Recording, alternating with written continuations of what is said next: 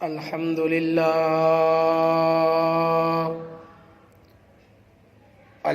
لله الذي شرفنا على سائر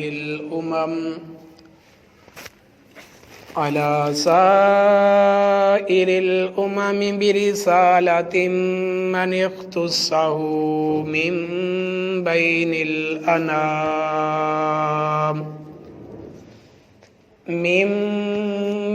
الأنام بجوامع الكلم وجواهر الحكم صلى الله تعالى عليه وعلى آله وأصحابه وبارك وسلم.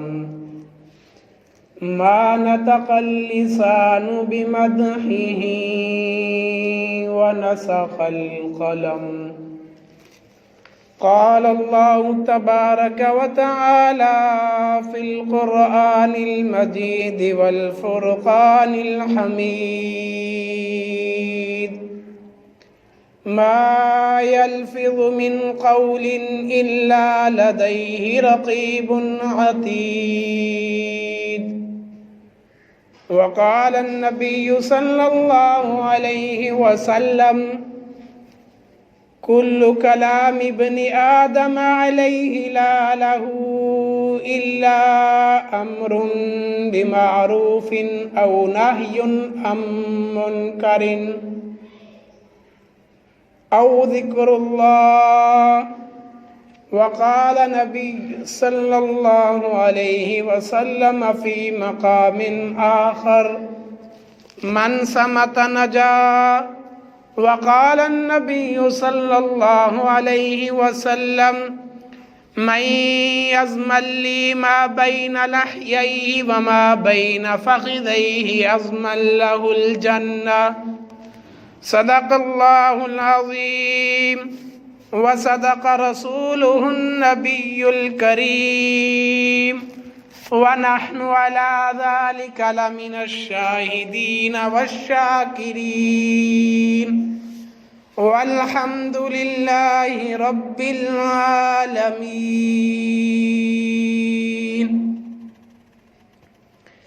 نہ غرض کسی سے نہ واسطہ مجھے کام اپنے کام سے، نہ غرض کسی سے نہ واسطہ مجھے کام اپنے کام سے. یا رب تیرے ذکر سے، تیری فکر سے، تیری یاد سے، تیرے نام سے. جس دور پہ نازاں تھی دنیا اب ہم وہ زمانہ بھول گئے. جس دور پہ نازاں تھی دنیا اب ہم وہ زمانہ بھول گئے. اوروں کو جگانا یاد رہا، خود ہوش میں آنا بھول گئے. وہ ذکر حسین رحمت کا امی کہتے ہیں جسے قرآن مبین. دنیا کے نئے نغمے سیکھے، عقبا کا ترانہ بھول گئے. منہ دیکھ لیا آئینے میں پر داغ نہ دیکھا سینے میں. دل ایسا لگایا جینے میں مرنے کو مسلمان بھول گئے. اغیار کا جادو چل بھی چکا ہم ایک تماشا بن بھی گئے. دنیا کو جگانا یاد رہا، خود ہوش میں آنا بھول گئے.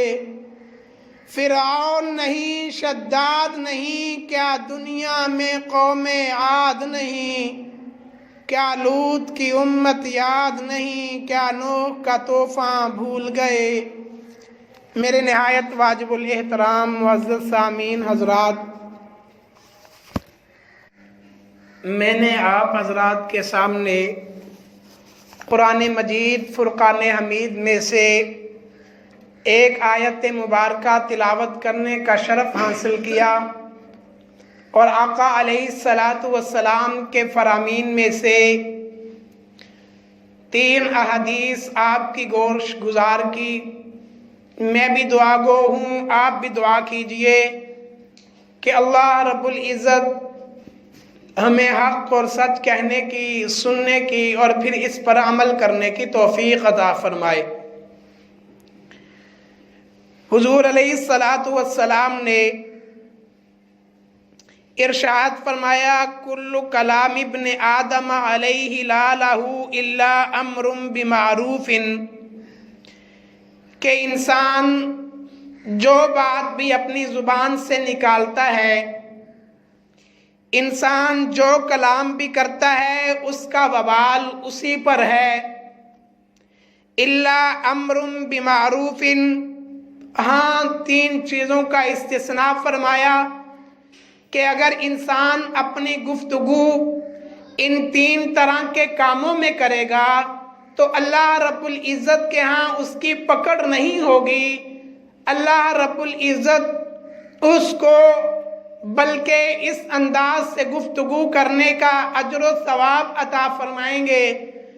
پہلی چیز امر بمعروف، کہ وہ کسی نیکی کا حکم کرتا ہے، نیک کام کا حکم کرتا ہے۔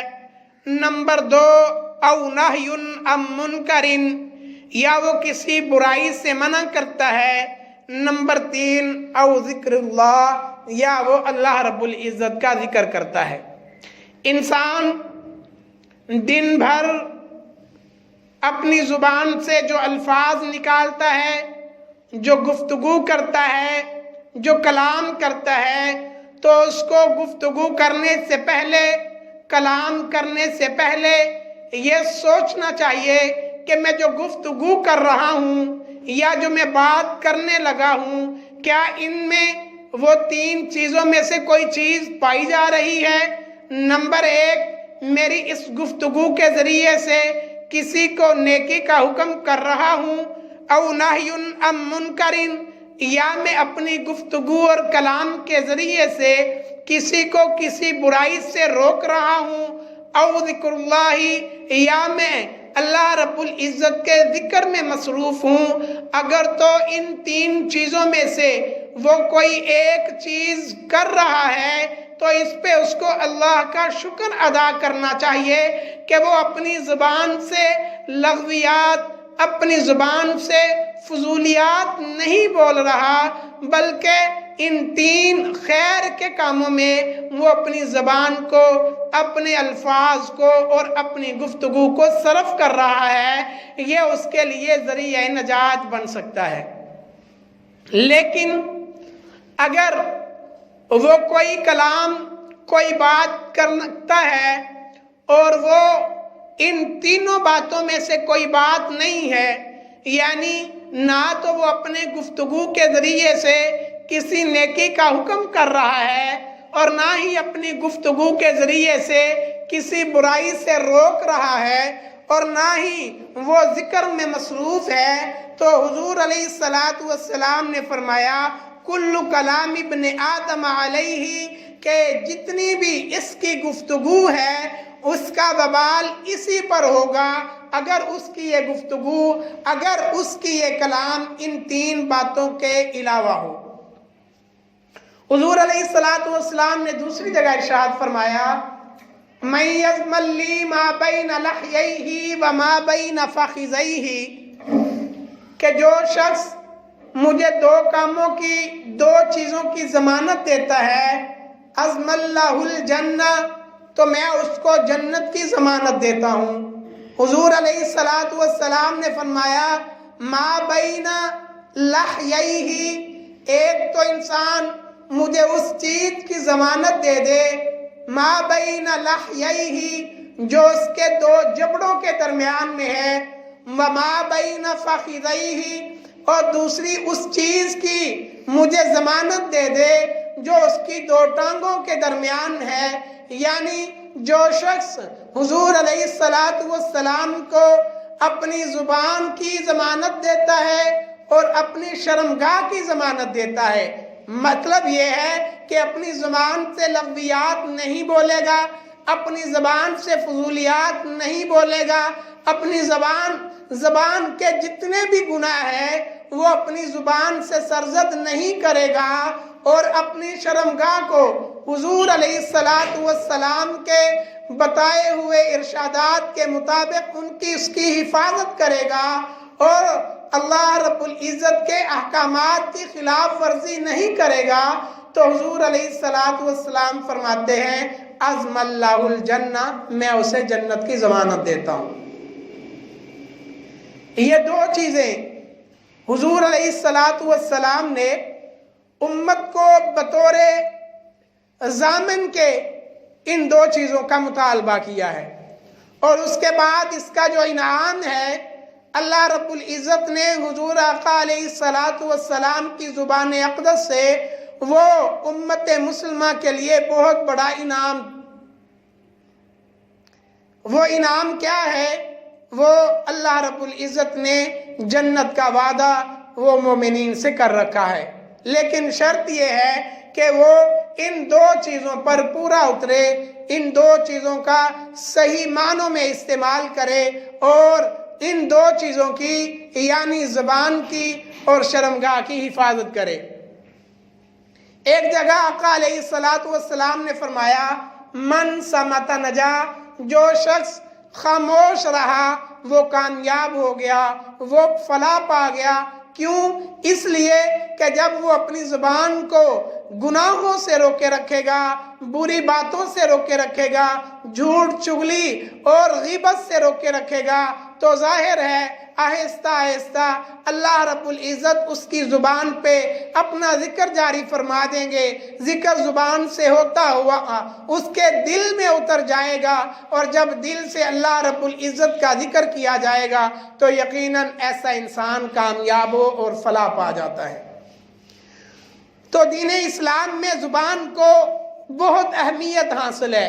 حضور علیہ السلام نے ایک جگہ ارشاد فرمایا کہ کل قیامت کے دن اس ایک گوشت کے لوتھڑے کی وجہ سے بہت سارے لوگوں کو جہنم میں گھسیٹتا ہوا الٹے بل جہنم میں ڈال دیا جائے گا۔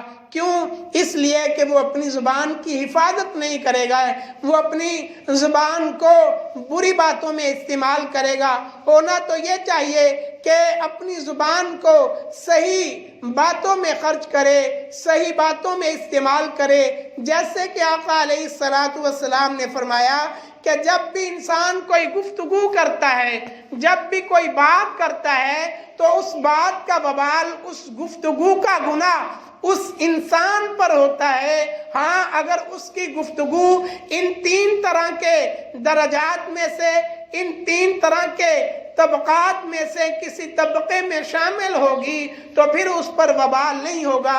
وہ پہلی چیز آقا علیہ السلام نے فرمایا امر بمعروف، وہ کسی کو نیکی کی ترغیب دیتا ہے، بلائی کا حکم کرتا ہے، او نہی عن منکر، یا وہ کسی بری بات سے روکتا ہے، او ذکر اللہ، یا اللہ رب العزت کے ذکر میں اپنے آپ کو لگائے رکھتا ہے۔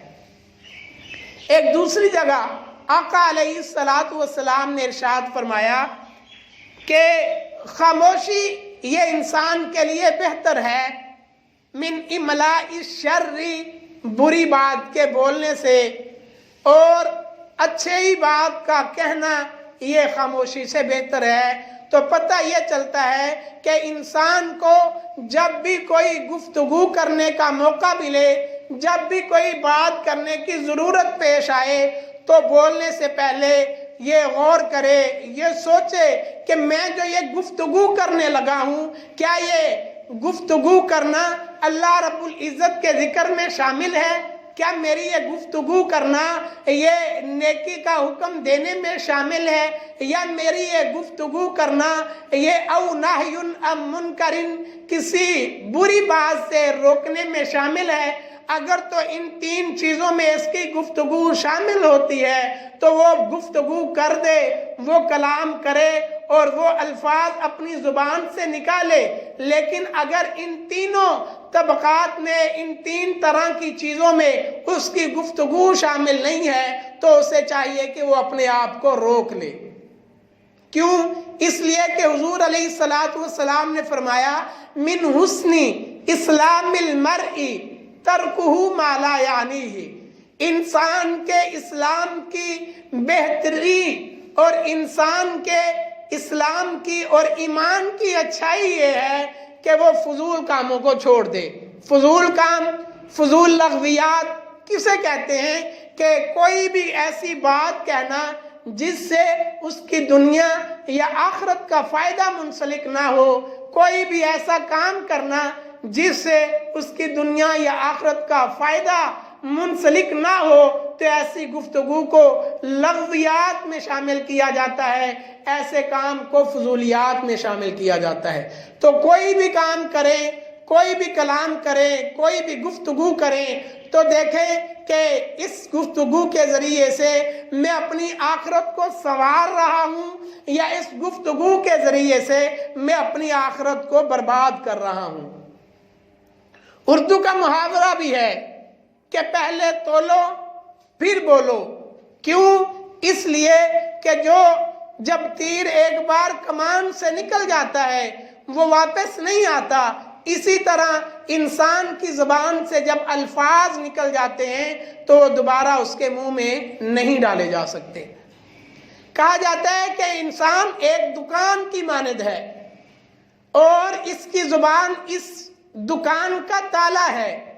جب انسان گفتگو کرتا ہے تو تب سامنے والے انسان کو، سننے والے لوگوں کو پتہ چلتا ہے کہ اس دکان میں گندگی بھری ہوئی ہے، یہ دکان لوہے کی دکان ہے، یہ دکان بھوسے اور توڑی کی دکان ہے، یا سونے زیورات اور جواہرات کی دکان ہے۔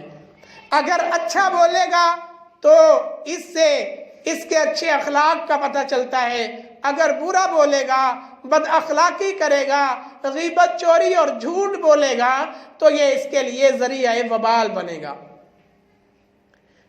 بہت سارے بزرگان دین ایسے گزرے ہیں کہ جنہوں نے اپنی زبان سے اللہ رب العزت کے کلام کے علاوہ، اللہ رب العزت کے قرآن کے علاوہ کوئی چیز، کوئی لفظ اپنی زبان سے نہیں نکالا، اس ڈر کی وجہ سے کہ خدا نہ خواستہ اگر کل قیامت کے دن اللہ رب العزت نے میری پکڑ کر لی تو میں اللہ رب العزت کو اس کا کیا جواب دوں گا۔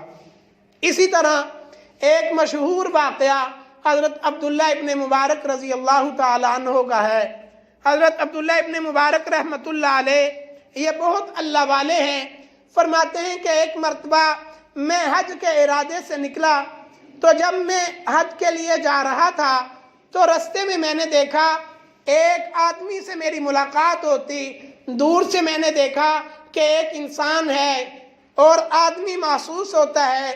جب میں اس کے قریب گیا تو میں نے دیکھا کہ وہ ایک بڑھیا تھی جس پر صوف کی قمیص اور صوف ہی کا دوپٹہ تھا۔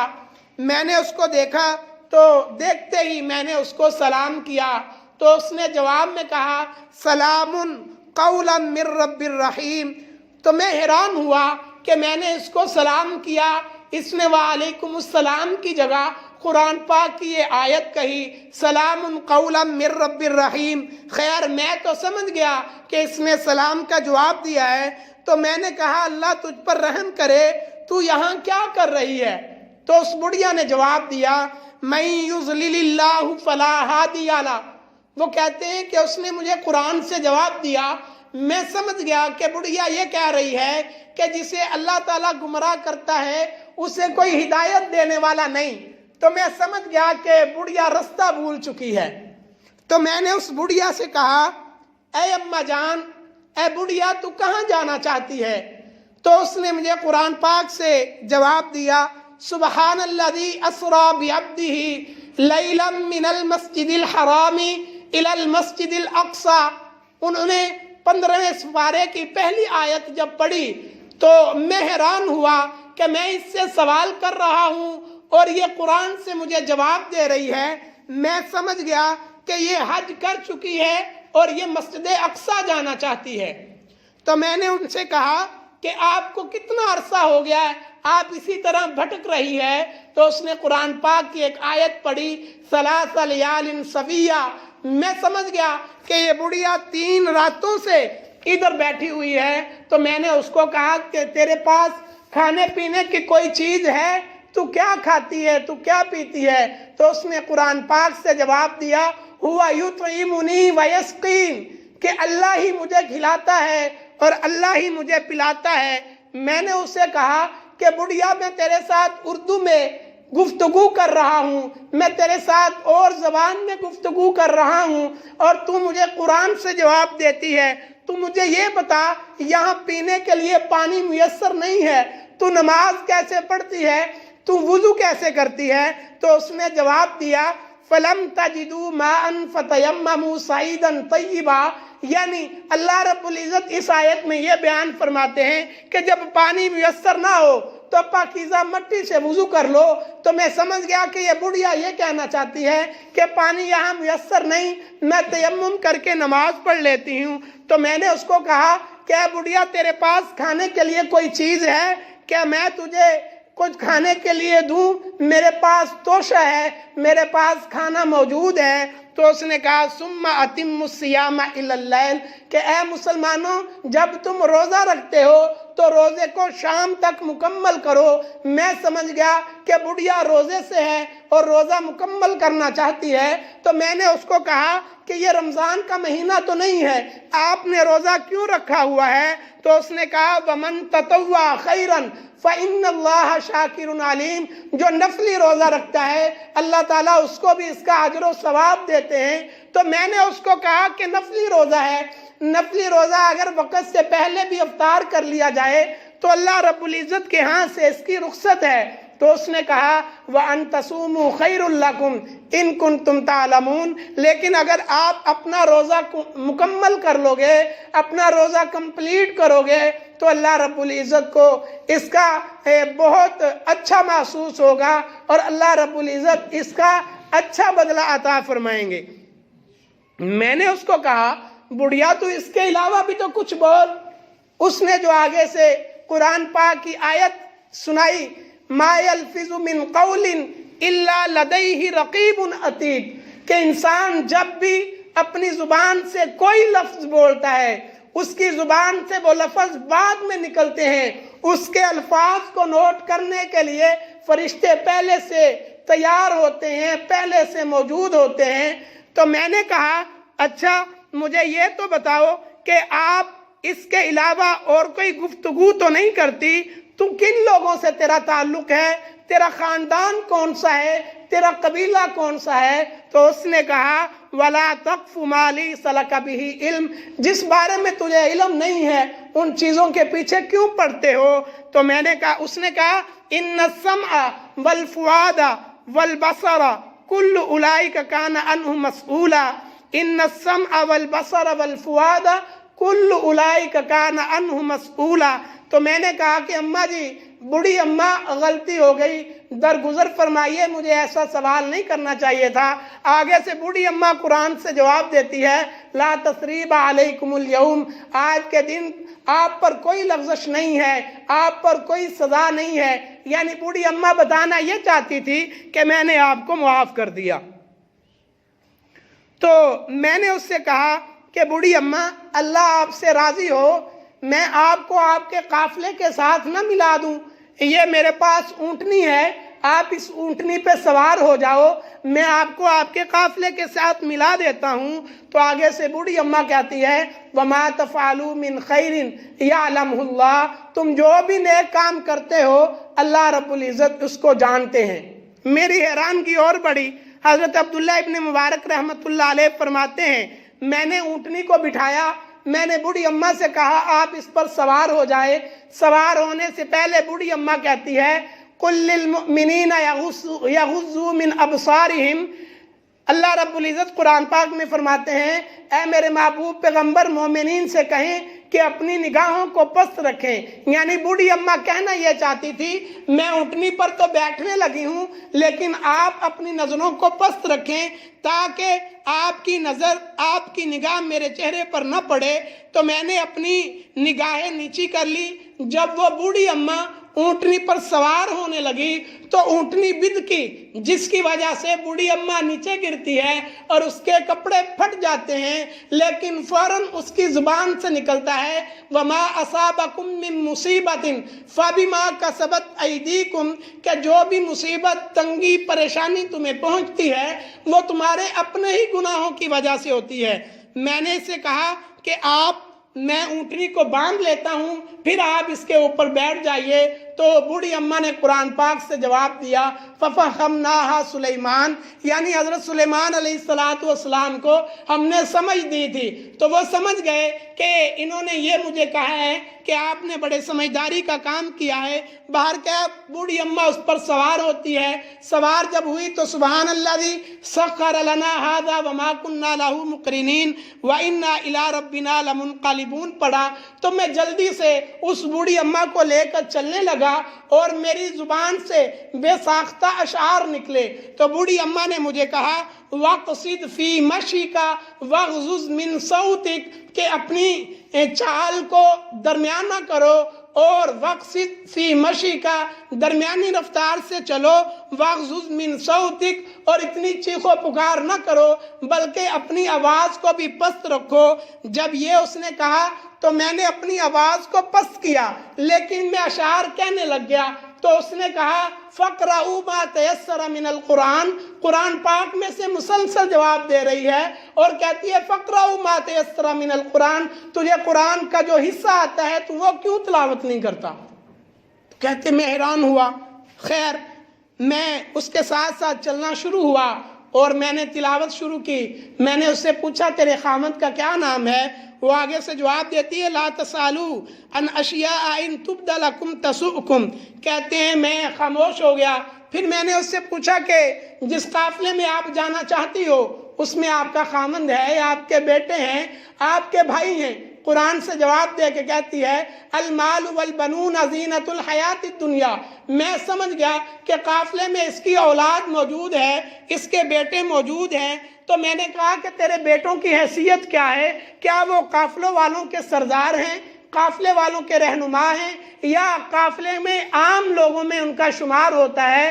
تو وہ کہنے لگی وَعَلَامَاتٍ وَبِالنَّجْمِ هُمْ يَهْتَدُونَ، میں سمجھ گیا کہ اس کے بیٹے وہاں سردار اور پیشوا کی حیثیت رکھتے ہیں۔ خیر میں نے اس سے پوچھا تیرے بیٹوں کے نام کیا ہیں؟ قافلہ قریب آ گیا ہے تاکہ میں آپ کے بیٹے کو ان کو ناموں سے یاد کروں۔ تو وہ کہنے لگی وَاتَّخَذَ اللَّهُ إِبْرَاهِيمَ خَلِيلًا وَكَلَّمَ اللَّهُ مُوسَىٰ تَكْلِيمًا يَا يَحْيَىٰ خُذِ الْكِتَابَ بِقُوَّةٍ، اس نے قرآن پاک کی 3 آیات کی تلاوت کی جس میں 3 ناموں کا ذکر ہے، پہلے میں ابراہیم، دوسرے میں موسیٰ اور تیسرے میں یحییٰ کا ذکر ہے۔ تو میں سمجھ گیا کہ اس کے 3 بیٹے ہیں اور وہ تینوں جو ہیں وہ رہنما ہیں۔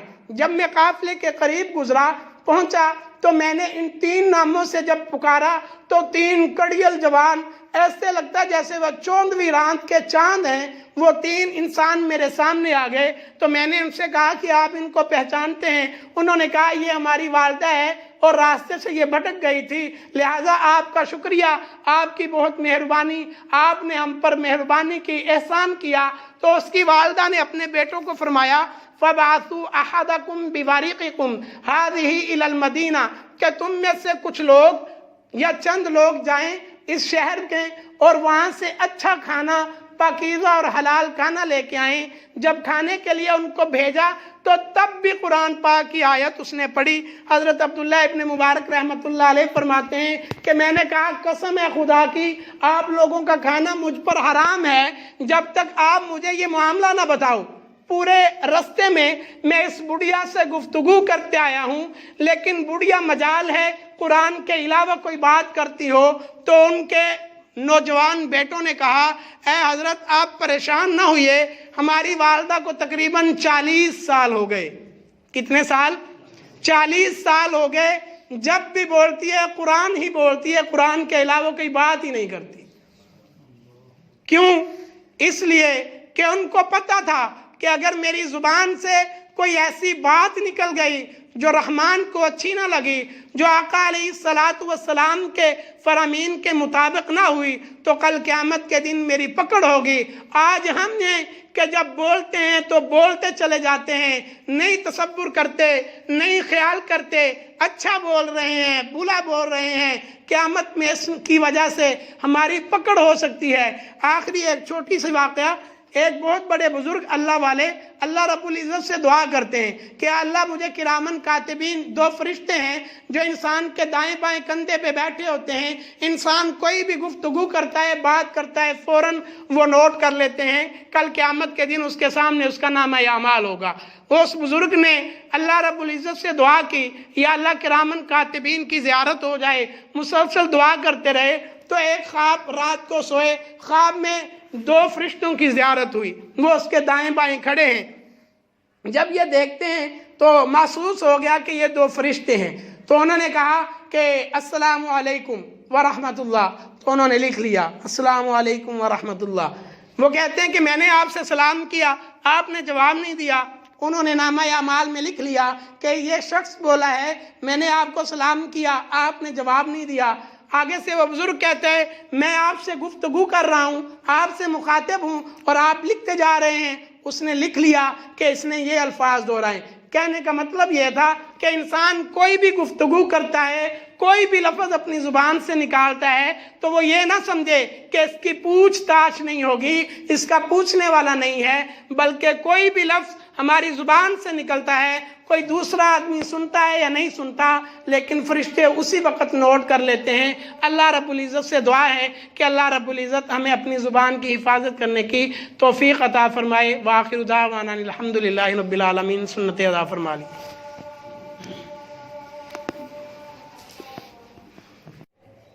الحمدللہ